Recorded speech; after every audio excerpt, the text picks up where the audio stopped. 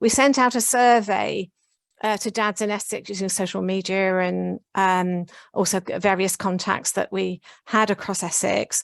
And actually, we were really surprised that so many dads responded. So these are the views of 402 dads that live in Essex. And 40% of them had a baby under 1. 35% were expectant fathers, and the rest had a baby over 1. So the experience was very recent. 63% of them said they were aware of some peer support, but actually when we've drilled down into it a bit more, there are actually very few opportunities to access structured or semi-structured peer support. And most of the peer support came from neighbours, friends, family, or work-based colleagues. So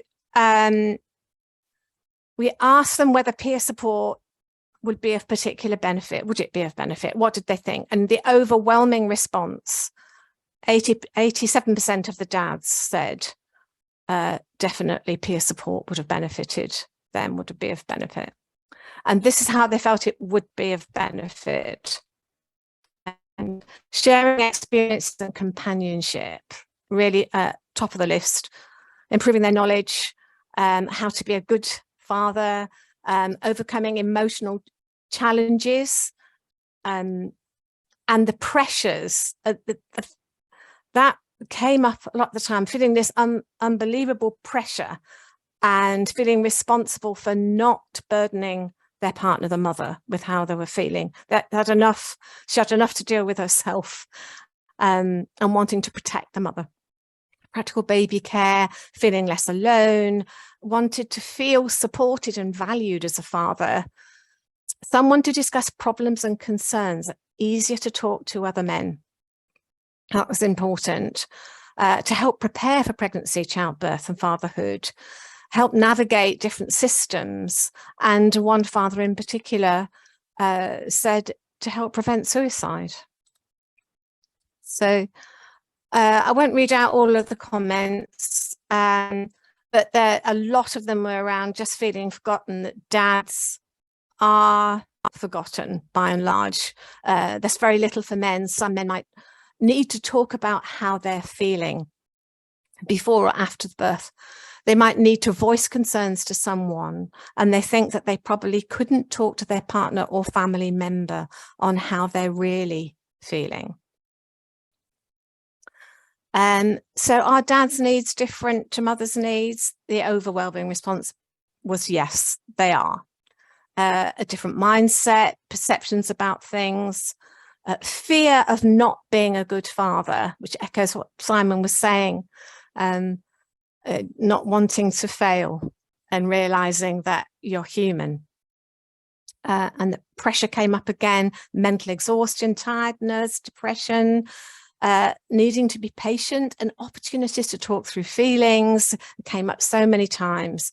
Dad has to support both mum and baby emotionally and physically. This can be difficult to do when yourself are running on empty, probably back at work. So having someone to help keep focused is really important. Dad said they needed to know how to take care of the mother and baby. There was a huge sense of responsibility, being responsible for caring about the physical and emotional well-being of their partner, how to support them in labour, what to do if things go wrong, supporting breastfeeding, how to support mother and baby after the birth, practical baby care, again, something Simon was talking about, relationship issues that inevitably come up after the birth, and how to bond with baby.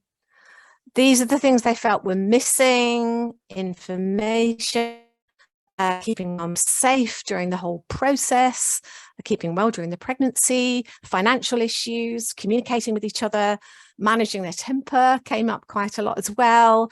Really needing a safe space for dads, adequate preparation time. The need for love came up quite a few times in the comments that dads made, feeling loved and supported, reducing their anxiety and stress, knowing at least somebody else, another dad, feels the same way. what to expect on the big day, having someone to speak to after and to follow-up call as well about how they're coping. That personal attention to dad, and their role in caring for children and signposting for services. And I felt this comment was quite informative. There's no support structure by the NHS to help fathers. Within hours of birth, I was told I'm no longer allowed to stay because I'm not a birthing partner now, I'm just a visitor. After a traumatic birth, my partner's need for support has been addressed, but the trauma from watching it and being on the sideline, unable to help, isn't considered. So commonest issues around the type of peer support that might be useful, tips about parenting, talking about feelings, preparing for labour, relationship issues, how it could be offered, very much wanting a combination of different things suit different people, online, face-to-face, combinations, some people weren't sure. What are the most convenient times? Again, varied very much, some during the day, evenings, weekends. Do you think peer supporters for dads should be male or female?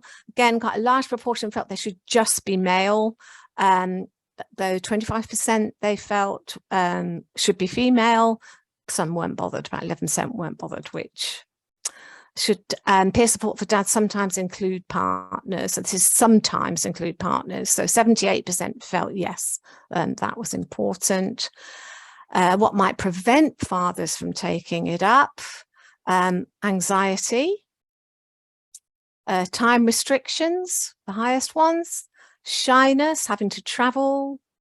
So lots of barriers there to think about.